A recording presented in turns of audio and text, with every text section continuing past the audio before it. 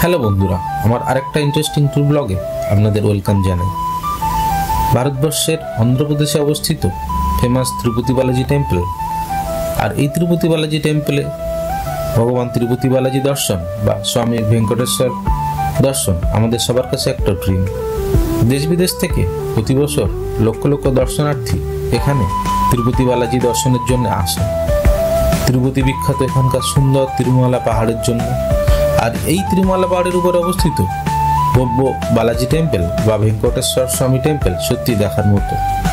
আর এই তিরুমালা পাহাড়ের উপরেই আছে বরাহস্বামী টেম্পল, যেটাও আপনারা দেখে নিতে পারেন। তাছাড়াও এখানে আছে কপিলা তীর্থ টেম্পল, যেটা কিনা ভগবান শিবের মন্দির, আর যেটা কিনা এই তিরুমালা পাহাড়ের পাদদেশে অবস্থিত।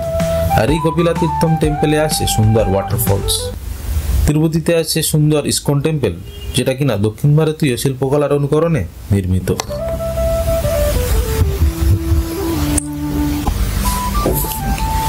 তিরুপতি প্রসিদ্ধ এখানকার বিখ্যাত মাতার মন্দির পদ্মাবতী অম্বাভরী টেম্পল, ওয়াইফ অফ স্বামী ভেঙ্কটেশ্বর বা তিরুপতি বালাজি।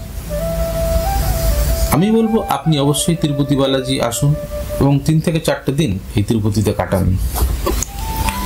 এই তিরুপতি বালাজিতে বা এই তিরুপতিতে আপনি দেখে নিতে পারেন তিরুপতি বালাজি সহ অন্যান্য বিখ্যাত দর্শনীয় স্থানগুলিকে। আর আমি 2024-এর অক্টোবরের প্রথম দিকে পৌঁছে গিয়েছিলাম তিরুপতিতে।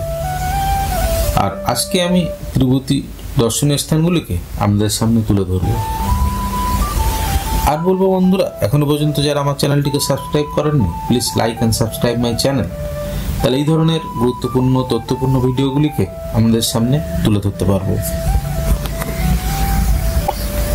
চলুন বন্ধুরা, তিরুপতি ভ্রমণ শুরু করা যায়। বন্ধুরা, প্রথমে আপনারা দেখে নিতে পারেন সুন্দর তিরুমালা পাহাড়। আর এই তিরুমালা পাহাড়কে ঘিরে এই তিরুপতি শহর গড়ে উঠেছে। কাজে তিরুপতি ভ্রমণে গেলে আপনার সবসময় আর সঙ্গী হয়ে উঠবে এই তিরুমালা পাহাড়।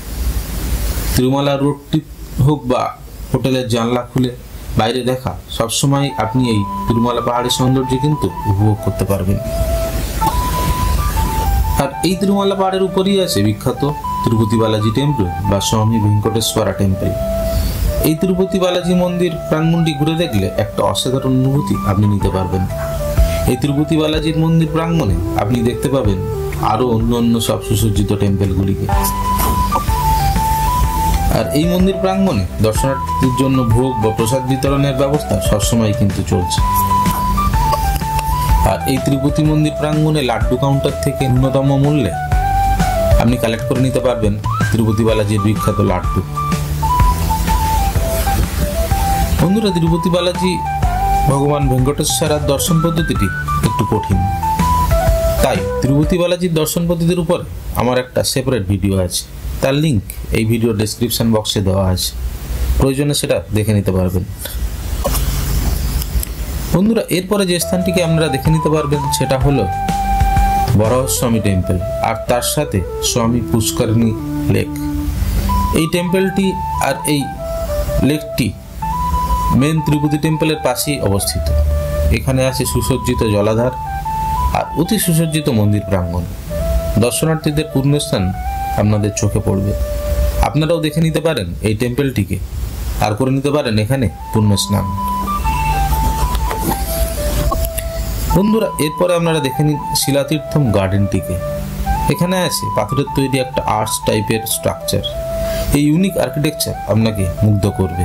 শোনা যায় চালুক্যরা দ্বিতীয় পুলকেশী এটি তৈরি করেছিলেন। বন্ধুরা, এরপরে যে স্থানটিকে অবশ্যই দেখবেন সেটা হলো ইস্কন টেম্পল অ্যাট তিরুপতি। এই ইস্কন টেম্পলটি তিরুমালা পাহাড়ের জাস্ট নিচে অবস্থিত। এই ইস্কন টেম্পলটি সাউথ ইন্ডিয়ান শিল্পকলার অনুকরণে তৈরি। এই ইস্কন মন্দির এবং মন্দির প্রাঙ্গণটি অতি সুসজ্জিত। এখানে সর্বদা প্রসাদ বিতরণ চলছে। আর ইস্কন মন্দিরেও আছে একটা সুন্দর রেস্টুরেন্ট, যেটা কিনা গোবিন্দা রেস্টুরেন্ট। এখানে আপনি দুপুরের লাঞ্চটি করে নিতে পারেন আর একটা বেশ সময় কাটাতে পারেন এই ইস্কন মন্দির প্রাঙ্গণে। বন্ধুরা, এরপরে যে স্থানটিকে অতি অবশ্যই আপনার ট্যুর লিস্টে রাখতে হবে সেটা হলো কপিলা তীর্থম টেম্পল আর এই মন্দির প্রাঙ্গণটি।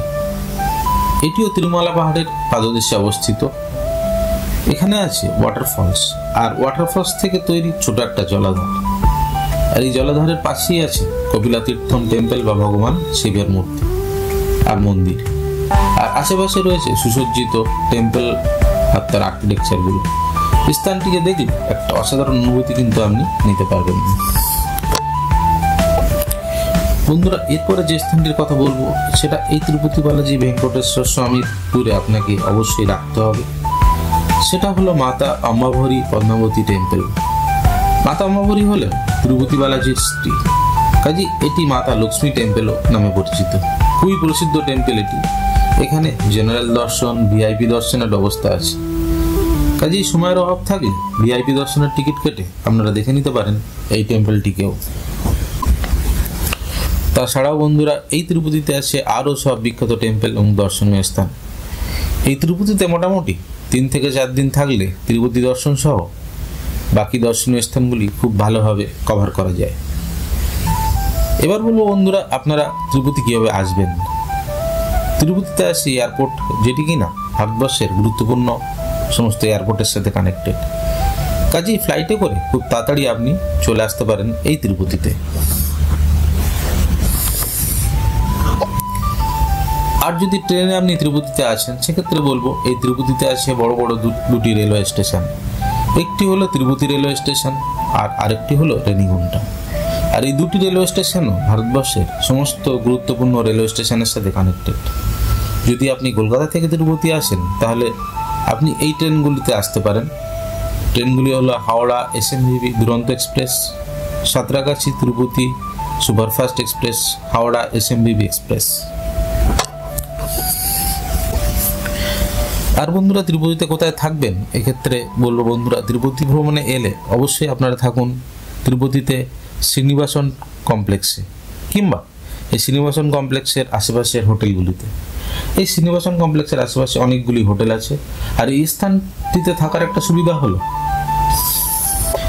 এই স্থানটি থেকে তিরুমালা পাহাড়ের উপরে বা আশেপাশের দর্শনীয় স্থানগুলিতে আপনি অতি শীঘ্রই চলে যেতে পারবেন এবং দর্শনীয় স্থানগুলো খুব ভালোভাবে আপনি এই স্থানে থেকে কভার করতে পারবেন। আর খাওয়া দাওয়ার জন্য আপনি বেছে নিতে পারেন শ্রীনিবাসন কমপ্লেক্সের কাছেই PS4 রেস্টুরেন্টটি। বন্ধুরা, আমি তিরুপতি ভ্রমণের হোটেল, খাওয়া দাওয়া, ট্রেনে করে হাওড়া থেকে তিরুপতিতে যাওয়া এর উপর একটা সেপারেট ভিডিও তৈরি করেছি, যার লিঙ্ক এই ভিডিও ডেসক্রিপশন বক্সে দেওয়া আছে। প্রয়োজনে আপনি সেটাকেও দেখে নিতে পারেন, আপনার খুব হেল্প হবে। বন্ধুরা, আজকে তাহলে এইটুকুই। দেখা হবে আমার নেক্সট ট্যুর ব্লগে। আর বলবো, এখনো পর্যন্ত যারা আমার চ্যানেলটিকে সাবস্ক্রাইব করেন, please like and subscribe my channel. তাহলে আমি আরও এই সমস্ত তথ্যপূর্ণ ইন্টারেস্টিং ভিডিওগুলিকে আপনাদের সামনে তুলে ধরতে পারবো। আর আজকে আমার ভিডিওটি দেখার জন্য সকলকে ধন্যবাদ। আবার দেখা হবে।